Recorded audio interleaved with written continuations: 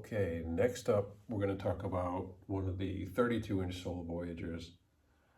I don't remember the number on this. And one of the features about these I keep forgetting to mention is that I make them so they can hang upside down.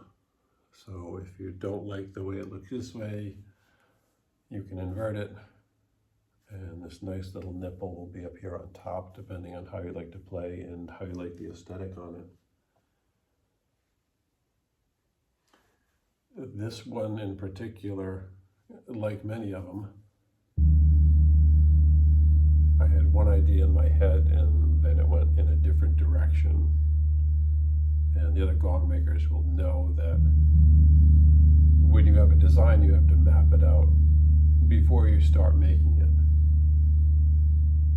And on this one, there was an intention to have a double membrane up here going in and out, and I forgot to mark the outside. So I couldn't do it, and I didn't want to freehand it. And much like the other ones, you have your main membrane out here.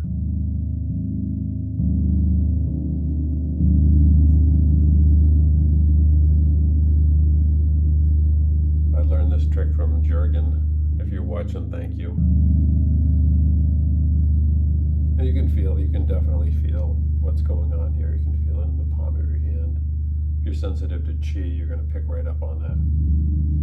But it also has this other membrane up here, which is obviously smaller. So it's smaller in a secondary, so it's going to be a little tighter.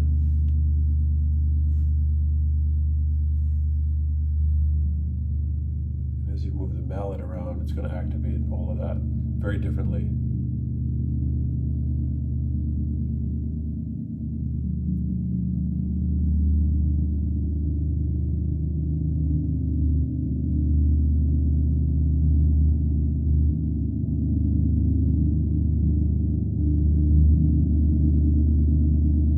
And again, this has a combination of scraping and design elements to it where the radiating marks here are scraped out, which is very, very difficult to do. It's very difficult to make those lines straight and have them start and end where you want them to. And then on the inside here, with a very different effect, it's done with a mechanical tool. And the way the two of them interact with the light is really cool. You can see it dancing around in here. And this aspect here that's done mechanically, it tends to glimmer a little bit more.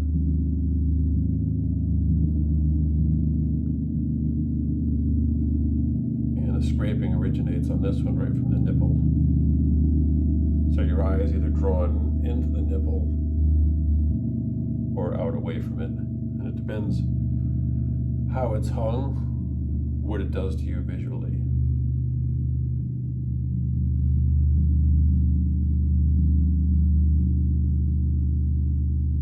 And this spot, obviously, because it's work hard, and it's going to be very hard, and it's going to activate the rest of it very easily.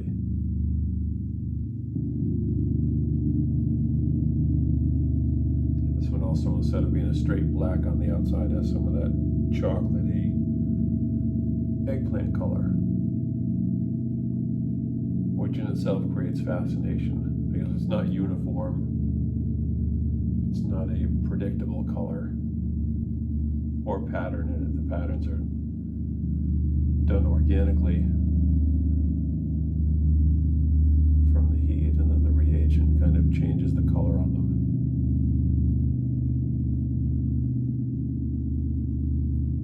Paying attention, you see I don't have to apply a heavy attack on this. It's very light. And I find that the lighter you play,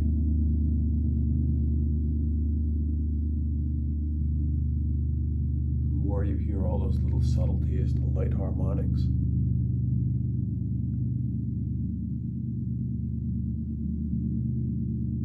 And the more you're listening.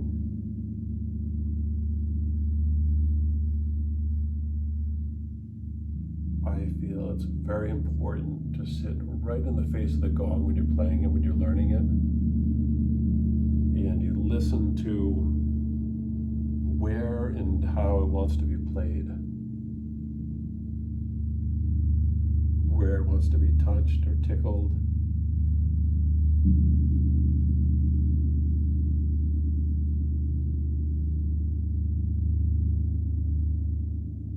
And the more you listen to the gong, the more it gives back.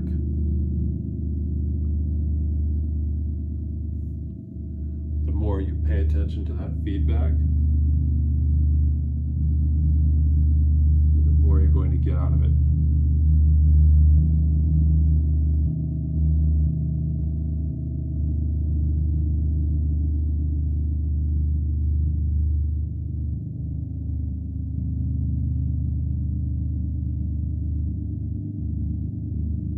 If you're shopping for a gong, if you're trying one out, especially in here, I tell people, if it's down on the bottom, like this over here, you get down there with it, and you hear what it sounds like right here. What is it putting out? Where does the sound cone go? How does it make you feel? What is it asking of you?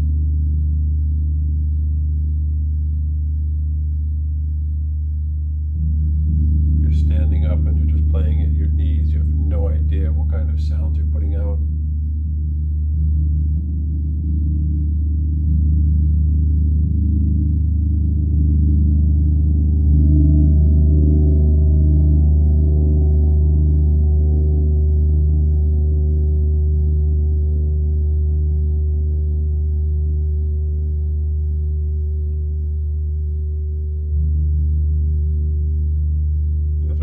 Hearing this in the recording, if it's translating,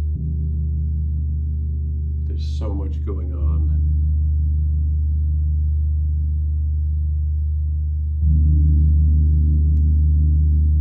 The sound is just moving all over the place and creating different shapes.